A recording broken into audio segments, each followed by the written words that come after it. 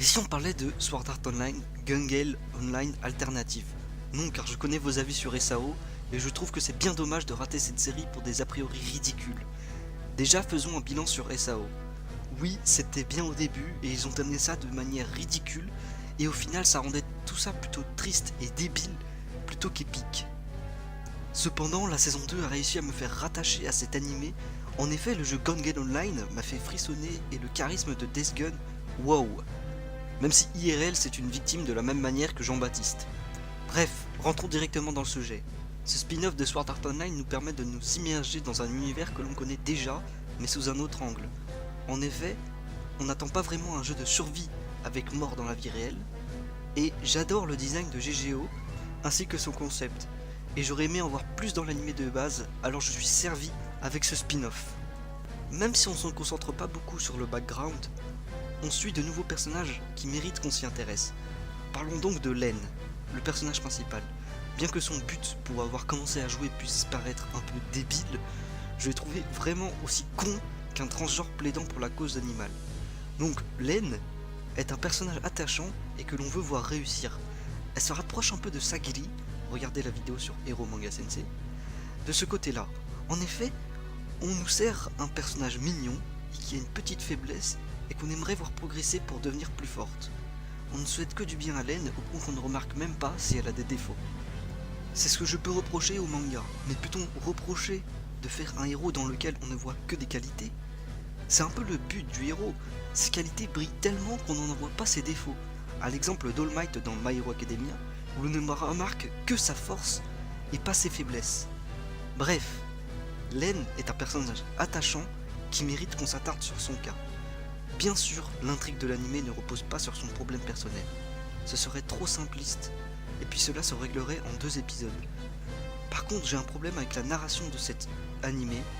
En effet, il met trop de temps à nous faire comprendre quels sont les enjeux et les risques pour les personnages dans l'histoire. On nous sert facilement 6 épisodes où l'on ne voit pas le problème dans l'histoire.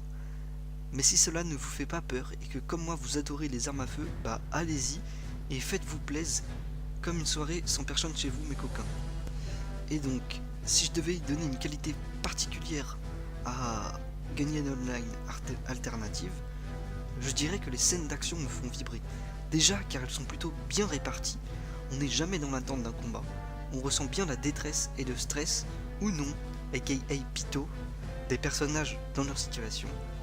De toute manière, comme dans SAO, les scènes d'action sont très bien faites et on n'a rien à reprocher à SAO concernant les combats. Et cela se ressent aussi dans Gun Gale Online Alternative. Les combats sont beaux à voir et plaisants.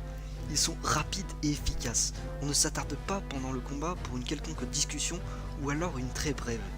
Déjà, car on n'en a pas besoin, et aussi car cela ne ruinerait tout ce que fait GGO un bon jeu d'action. Ainsi, GGO Alternative n'est pas à comparer à l'œuvre originale, et pour un spin-off, il n'en perd pas de qualité.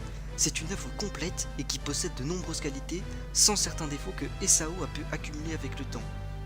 Je précise juste que l'anime n'étant pas fini, il est possible que la suite suive le schéma des SAO et donc soit décevante en certains points, mais nous verrons bien dans les semaines qui suivent. Bref. Du coup, pour les fanats de SAO mais vraiment puristes, GGO n'est pas de la merde car il n'y a pas de Kirito gneu gneu gneu gneu gneu.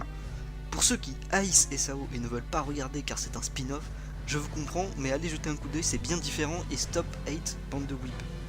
Pour ceux qui hésitent encore, bah essayez donc, personnellement j'en attendais pas beaucoup et je suis étonnamment surpris par cet animé. Maintenant j'attends tous les dimanches sa sortie. Sinon je pense avoir tout dit ce que je pensais pour vous convaincre de regarder SAO. Il n'y a pas grand chose parce que, comme j'ai dit, c'est un spin-off et surtout il n'y a pas beaucoup d'épisodes. Du coup, si ça vous a convaincu et que vous êtes en train de regarder SAO juste en ce moment, bah dites-le moi en commentaire. Et j'espère que ma vidéo vous a plu. Et si c'est le cas, n'hésitez pas à partager autour de vous. Je vous dis donc à la prochaine pour de nouvelles vidéos. Je fais une petite parenthèse concernant ma revue de Tokyo Ghoul Horror. J'ai arrêté hebdomadairement à cause de mes examens et je compte reprendre le visionnage de l'animé et essayer de faire une vidéo sur tous les épisodes que je n'ai pas vus en un jour. J'essayerai peut-être de faire une vidéo à la fin de la saison peut-être sur globalement tout ce qui s'est passé. Bref, du coup, à la prochaine.